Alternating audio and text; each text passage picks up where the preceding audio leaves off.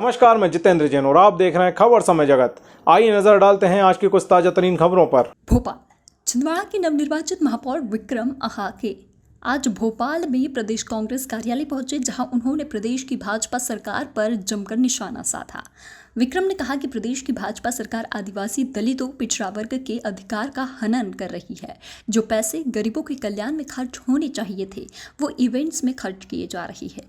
उन्होंने ये भी कहा है कि वो पीसीसी चीफ कमलनाथ के नेतृत्व में छिंदवाड़ा की और बेहतरी के लिए काम करेंगे तथा महापौर के रूप में अपनी सभी जिम्मेदारियां बखूबी निर्वहन करेंगे। आप सभी का हृदय से आभारी हूँ। माननीय कमलनाथ जी हमारे सर्वमान्य नेता हैं और हमारे आदर्श हैं। छिंदवाड़ा जिले के लोकप्रिय युवा सांसद आदरणीय नकुलनाथ जी के आशीर्वाद से मैंने जीवन में कभी सपने में भी नहीं सोचा था कि इतनी बड़ी उपलब्धि, इतना बड़ा मौका मेरे जीवन में आएगा। मैं कांग्रेस पार्टी से, कमलनाथ जी की विचारधारा से, कांग्रेस की विचारधारा से जुड़ा, लेकिन निरंतर चलते रहा। संघर्षों से जीवन निकल कर आया, परिस्थितियों से निकल कर आया। और शुरू से, जैसा कि आप लोगों, मुझे पता नहीं था कि मेरी तस्वीरें वायरल हो जाएगी। वो तो मैंने अपने पिछले कुछ दिनों में सोशल अकाउंट में डाला था, लेकिन चुनाव जीतने के बाद जब लोगों ने खोजा तो तस्वीरें सामने आई, जिसमें कुछ पत्तल बनाते हुए, कुछ लकड़ियाँ उठाते हुए, कुछ खेती का काम करते हुए, कुछ साइकिल चलाते हुए। वो तस्वीर तो सिर्फ कुछ चुनिंदा तस्वीरें हैं, लेकिन मैंने संघर्ष बचपन से ही किया हूँ। जैसे कि आप सभी को पता है कि मेरे पिताजी एक किसान हैं और हमारी ज़्यादा नहीं 1-2 एकड़ खेती है, बड़े किसान भी नहीं हैं। और मम्मी आंगनबाड़ी में कार्यकर्ता है, और वो जब से 1998 से कार्यकर्ता है, जब मेरी उम्र लगभग 8-9 साल थी, और उनको लगभग 400 रुपये पेमेंट मिलती थी। उस समय से हम लोग जीवन यापन कर रहे हैं। प्राथमिक शिक्षा से ही मैंने बहुत संघर्ष किया। बचपन में कापी किताब खरीदने के लिए दिक्कत जाया करती थी, बैग खरीदने के लिए दिक्कत जाया करती थी। बैग नहीं होता तो हम हाईसेल का भुट्टा की जो थैली आती थी, उसमें कापी किताबें रखकर 3-3, 4-4 किलोमीटर सिंगोड़ी हमारा स्कूल था, पैदल जाया करते थे। बड़ा हुआ 11-12। छिंदवाड़ा तो पहले ही से डेवलप्ड है कमलनाथ जी के नेतृत्व में। आपका क्या मिशन है छिंदवाड़ा के लिए? देखिए, छिंदवाड़ा, कमलनाथ जी और छिंदवाड़ा एक दूसरे की पहचान है। कमलनाथ जी ने छिंदवाड़ा को संवारा है, लेकिन 18 वर्ष से वहाँ पर झूठ और फरेब से भारतीय जनता पार्टी काबिज थी। माननीय कमलनाथ जी ने वहाँ करोड़ों के प्रोजेक्ट और फंड दिलवाया, लेकिन छिंदवाड़ा में भारतीय जनता पार्टी के सौतेले व्यवहार के कारण थोड़ा विकास रुका हुआ है। लेकिन अब हमारे पास नगर निगम में हम बैठे हैं, कमलनाथ जी और नकुलनाथ जी सक्षम नेता हमारे पास हैं।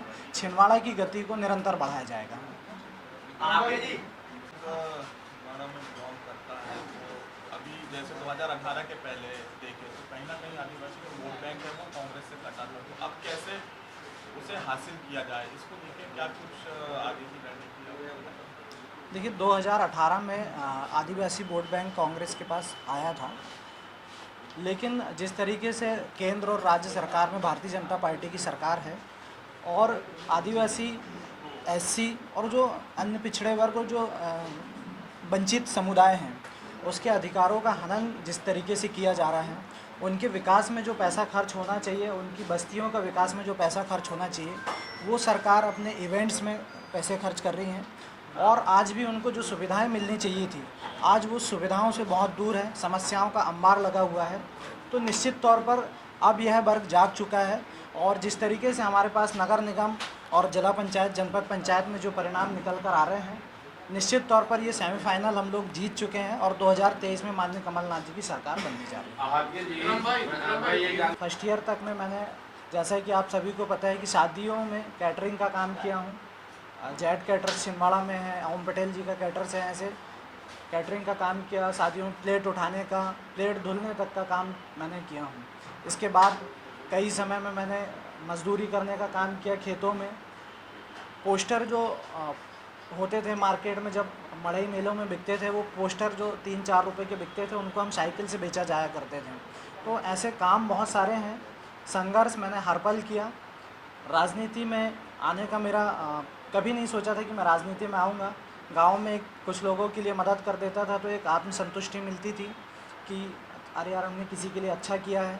तो धीरे धीरे ये जिज्ञासा बढ़ने लगी। जब कॉलेज में पहुंचा, और छिंदवाड़ा पीजी कॉलेज में जब मैंने फर्स्ट ईयर क्लास पढ़ना चालू किया, उस समय जब गांव के लोगों के साथ वहाँ अन्याय अत्याचार शोषण होते थे तो अंदर से तकलीफ़ होती थी। तो मैंने उस समय गांव के लोगों के साथ एक यूनिटी बनाई। उस समय मैं एनएसयूआई से नहीं जुड़ा था, यूनिटी बनाई।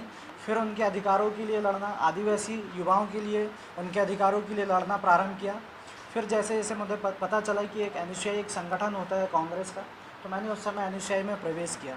और एनएसयूआई के बाद फिर मैं यूथ कांग्रेस और जिला कांग्रेस के विभिन्न दायित्वों का निर्वहन किया। माननीय कमलनाथ जी का सांसद प्रतिनिधि सबसे कम उम्र का बनने का सौभाग्य प्राप्त हुआ।